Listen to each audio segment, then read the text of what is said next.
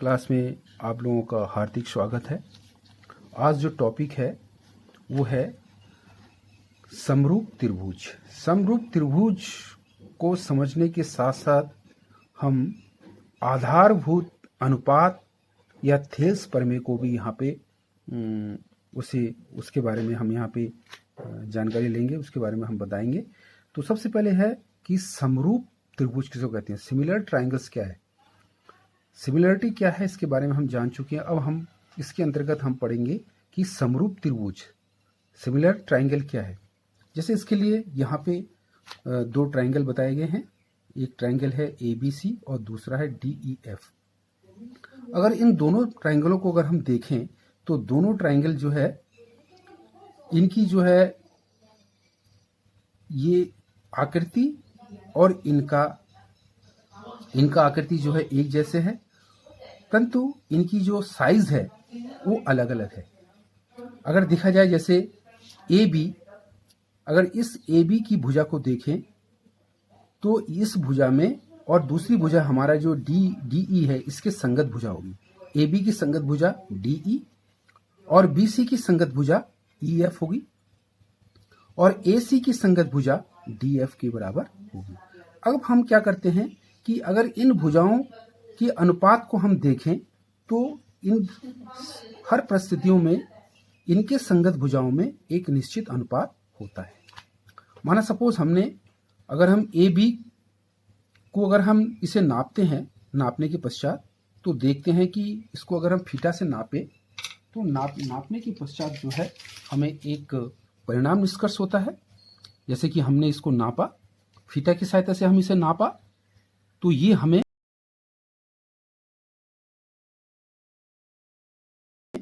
मिल रहा है, इसकी जो भुजा है उसकी नाप है 3, इसकी 3 है। और अगर हम इसकी संगत भुजा को अगर हम इसे नापे यानी कि DE को नापे तो इसका जो है इस भुजा की जो नाप आ रही है वो आ रही है इसकी भुजा की नाप जो है लगभग जो है 4 के अकॉर्डिंग आ रही है। तो इस भुजा की जो अनुपात होगा, हम इस भुजा का जो अनुपात निकालेंगे यानी कि AB अपॉन DE, इस प्रकार से भुजाओं का अनुपात निकालेंगे इक्वल टू, अगर इस भुजा और इस भुजा को अगर नापे हम तो BC भुजा का जो संगत भुजा है EF यानी कि BC इक्वल टू EF। उसके बाद तीसरी भुजा है AC, तीसरी भुजा है AC, इसकी संगत भुजा हो जाएगा DF। तो इन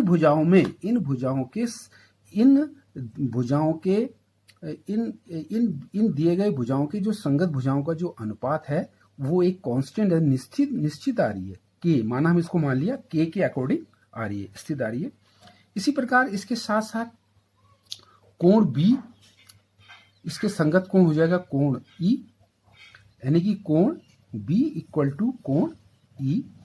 उसके बाद कोण A, ये जो कोण A है तो यहाँ पे कोण A इक्वल टू कोण D के बराबर आ रहा है। फिर इसके कोण C का जो संगत कोण वो कोण F के बराबर आ रहा है। तो इससे हमें ये सिद्ध हो रहा है कि दो दिए गए त्रिभुज के संगत कोण बराबर आ रहे हैं, उनके संगत भुजाओं का अनुपात में एक समानुपात आ रहा है, प्रोपोर्शनल रेशियो आ रहा है। तो ये उक्त स्थितियों को देखते हुए हम दो त्रिभुज को समरूप त्रिभुज कहेंगे। इन दोनों त्रिभुजों को हम समरूपता कहेंगे या समरूप कहेंगे। तो उसके लिए यह है कि दो त्रिभुज जो है समरूप कब होते हैं, यदि उनके संगत कोण बराबर हो, उनकी संगत भुजाओं में एक निश्चित अनुपात हो। तो उक्त परिभाषा के आधार पर, उक्त जो है दिए गए बिंदु के आधार पर हम कह सकते हैं कि त्रिभुज ABC और त्रिभुज DEF एक समरूप त्रिभुज है। दोनों क्या है, समरूप त्रिभुज। किसके अकॉर्डिंग, संगत कोण बराबर होने के कारण उनके संगत भुजाओं में भुजाओं में जो अनुपात है एक समानुपात है। तो इसके आधार पर हम कह सकते हैं कि त्रिभुज एक समरूप, दोनों त्रिभुज समरूप है। और इस इस प्राप्त परिणाम को ही हम कहते हैं आधारभूत समानुपातिकता। आधारभूत समानुपातिकता प्रमेय कहेंगे, या इसको बेसिक प्रोपोर्शनलिटी थ्योरम कहेंगे, या थेल्स प्रमेय कहेंगे। इसी को हम जो है थेल्स प्रमेय भी कह सकते हैं। तो इसके अकॉर्डिंग क्योंकि जब दिए गए दो त्रिभुज के कोण समकोणिक है और उनकी संगत भुजाओं में अनुपात एक प्रोपोर्शनलिटी रेशियो है, समानुपात है, तो हम उसे थेल्स प्रमेय भी कहते हैं। अब थेल्स प्रमेय को प्रूव करने के लिए हम आगे बढ़ते हैं। तो सबसे पहले देखिए यहाँ पे थेल्स प्रमेय को अगर हम इसे क्लियर करें, तो क्लियर करने के लिए सबसे पहले हम क्या करते हैं कि यहाँ पे एक ट्रायंगल खींचते हैं, एक जो है कोण खींचते हैं, एंगल लेते हैं, जैसे चित्र में दिया गया है। कोण है XAY, एक एंगल, हमने एक कोण खींचा XAY। अब भुजा हमने AX भुजा, ये जो AX भुजा है इस पे जो है हमने 5 बिंदु लिए, PQDRB 5 बिंदु लिए, जिनकी बीच की जो डिस्टेंस है एक यूनिट मान के चलें, एक मात्रक के मान, यानी कि AP की डिस्टेंस जितनी होगी PQ की डिस्टेंस उतनी होगी, QD की डिस्टेंस उतनी होगी, DR की डिस्टेंस उतनी होगी और RB की डिस्टेंस उतनी होगी। तो इनके बीच की जो डिस्टेंस है माना हमने एक मात्रक है, एक यूनिट है। अब हम आगे क्या करते हैं, यानी कि इसे हम ऐसा लिख सकते हैं कि AP बराबर PQ और QD इक्वल टू DR और RB इक्वल टू, ये सब इक्वल है और हमने इन सबको एक यूनिट मान चुके हैं। हम आगे अब क्या करते हैं कि बिंदु, दूसरी रेखा है, हमने जो एंगल खींचा था XAY, अब AY रेखा पर हमने जो है 2 बिंदु ले ली, 2 बिंदु हमने इस प्रकार से रखी, 2 बिंदु E और C को इस प्रकार से स्थापित किया हमने। और इस बिंदु को स्थापित करने के लिए हम क्या करेंगे, सबसे पहले जो AX रेखा है जो है, इस AX रेखा के बिंदु B से हम जो है एक लाइन खींचते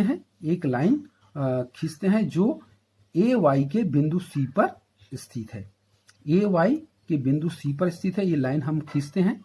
उसके बाद दूसरा बिंदु या बिंदु C पर कट रही है, कोई एक बिंदु AY को बिंदु C पर हम जो उसको बिंदु C पर कट रही है। उसके बाद फिर हम इसी प्रकार जो है BC के समानांतर एक दूसरी रेखा खींचते हैं, जो बिंदु D से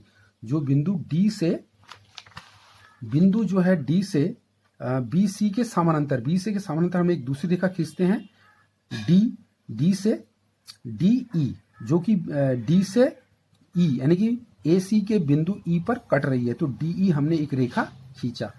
अब हम देख रहे हैं कि इसमें हम ये देख रहे हैं कि जो है DE वो BC के क्या है, समानांतर है, DE जो BC के समानांतर है।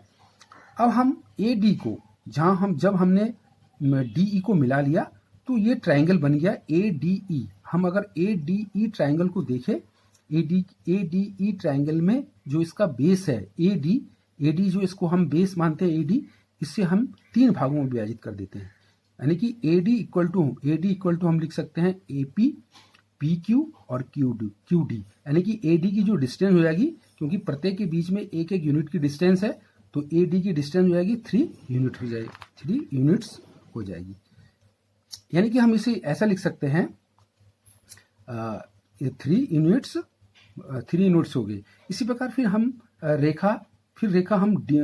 हमने रेखा DB लिया, तो DB को हम लिख सकते हैं, जैसे DB को दूसरा जो जो पैरेलल लाइन है उसके बीच की जो बिंदु है उसकी डिस्टेंस है वो DB है, तो DB बराबर हम लिख सकते हैं, देखिए यहाँ पे DB इक्वल टू हम लिख सकते हैं DR equal to RB, DB equal to लिखेंगे हम DR इक्वल टू RB, जिसकी जो है टोटल डिस्टेंस कितनी हो जाएगी, 2 यूनिट्स हो जाएगी। तो यानी कि यहाँ से लेकर AB को अगर हम रेशियो में भी डिवाइड करें तो ये ऐसा हो जाएगा, इसके रेशियो में डिवाइड करेंगे तो ये हो जाएगा AD divide by DB, AD divide by DB, तो AD की हो जाएगी 3 और DB की डिवाइड कितनी रेशियो हो जाएगी, 2 हो जाएगी, यानी कि इसकी यूनिट DB की जो होगी यूनिट हो जाएगी 2। तो इसी प्रकार हम क्या करते हैं आगे कि ये रेशियो जो हमने निकाला 3/2 आ गया। ए से लेकर जो बी की डिस्टेंस की जो रेशियो है वो 3:2 है। अब हम जो ऊपर वाली लाइन है ए सी की लाइन ए सी पे हम देखते हैं तो क्या ये डिस्टेंस इस डिस्टेंस के रेशियो के इक्वल है कि नहीं।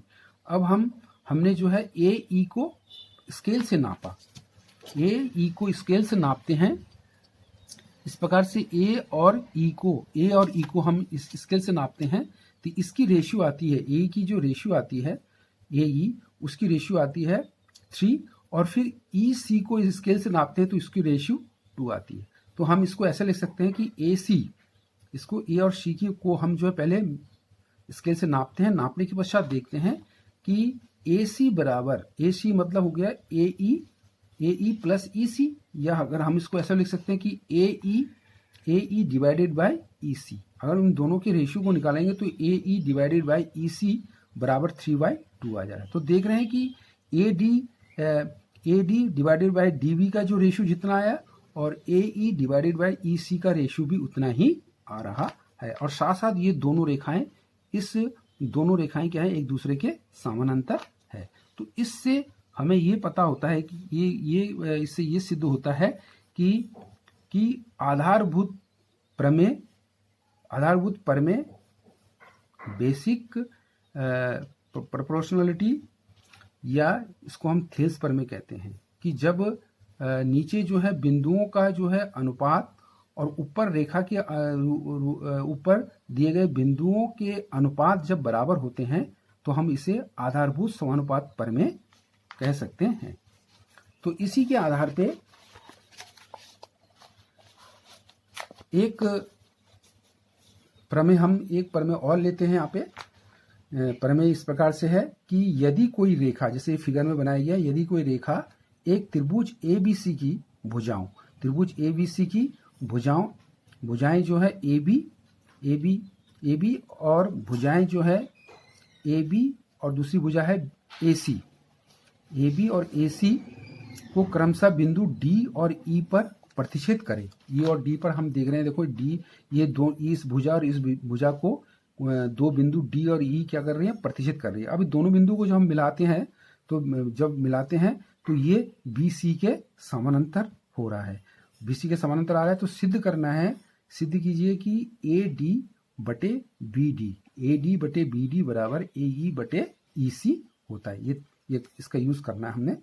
कैसे होता है, AD बटे DB बराबर AE बटे EC। तो एक प्रमेय है, इस प्रमेय को हम चित्र के माध्यम से, जैसे फिगर बनाएंगे, इसके अकॉर्डिंग हम काम करेंगे। ये सबसे पहले तो हम ये लिखेंगे कि गिवन हमें क्या क्या दिया गया है कि DE, हमें सबसे पहले दिया गया है कि DE जो है BC के समानांतर है, DE बराबर BC के समानांतर है। तो जो ये रेखा इसके समानांतर है तो हम इसको ऐसा लिख सकते हैं कि AD बटे DB, जैसे AD बटे DB बराबर AE बटे EC। जैसे हमने अभी थेल्स प्रमेय को प्रूव किया था कि जहाँ पे दो रेखाओं के बीच कोण बन रहे हैं तो उन दोनों रेखाओं से विभाजित होने वाले भागों के जो अनुपात होते हैं वो बराबर होते हैं। तो इसलिए थेल्स प्रमेय के अनुसार हम लिख सकते हैं कि AD बटे DB बराबर AE बटे EC। फिर हम इसको जो है, अगर इसका हम व्युत्क्रम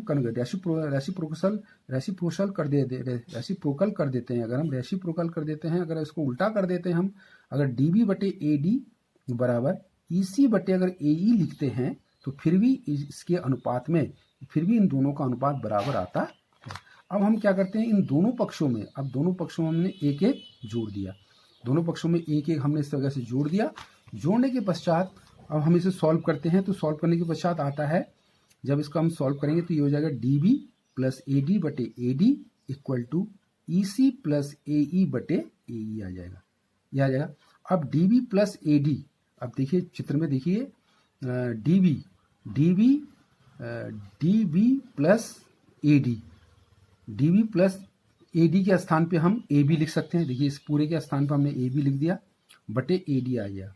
फिर उसके बाद आ गया EC plus AE, EC plus AE की जगह हम लिख सकते हैं AC, ये पूरा AC आ जाएगा, उसका हर वैसे ही रहेगा, AE ही रहेगा। तो अब इस प्रकार हम प्रूव कर दिया, थेल्स प्रमेय की सहायता से हम प्रूव कर सकते हैं कि इन भुजाओं का अनुपात बराबर इन भुजाओं के अनुपात के बराबर होता है। यही प्रूव करना था थेल्स प्रमेय की सहायता से, तो हमने ये प्रूव हो गया। इस प्रकार से इन्हीं प्रमेय कि इन्हीं दिए गए थ्योरम के आधार पे कुछ यहाँ पे प्रश्न दिए जा रहे हैं, उन प्रश्नों को आप सॉल्व करेंगे। दिए गए आकृतियों में फर्स्ट और सेकंड, दो आकृतियां दे रखे हैं फर्स्ट और सेकंड में, जिसमें DE पैरेलल है BC, DE जो है BC के पैरेलल है, DE BC के पैरेलल है, दोनों में, दोनों फिगर्स में देखिए ये इसके पैरेलल है, ये इसके पैरेलल, ये कंडीशन दिया है। तो फर्स्ट में हमने EC निकालना है। इस दिए गए चित्र में देखिए AD की जो है माप दे रखी है 1.5 सेंटीमीटर, DB की माप दे रखी है 3 सेंटीमीटर और AE की माप दे रखी है 1 सेंटीमीटर। तो यहाँ पे EC की माप हमें पता नहीं, तो EC की माप निकालनी है। EC की माप आपको निकालना पड़ेगा। थेल्स प्रमेय के अकॉर्डिंग आपने लिखना है कि दो दिए गए रेखाओं के भुजाओं के अनुपात बराबर होते हैं, ये अनुपात बराबर ये अनुपात होगा, बराबर ये अनुपात बटे ये अनुपात लिखेंगे। तो उसके अकॉर्डिंग आप EC की वैल्यू निकाल देंगे। इसी प्रकार दूसरे में भी जो है हमें AD निकालनी है।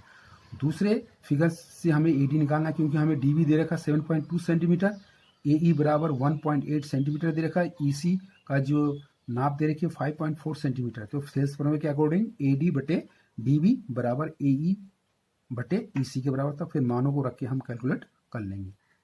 Okay, thanks.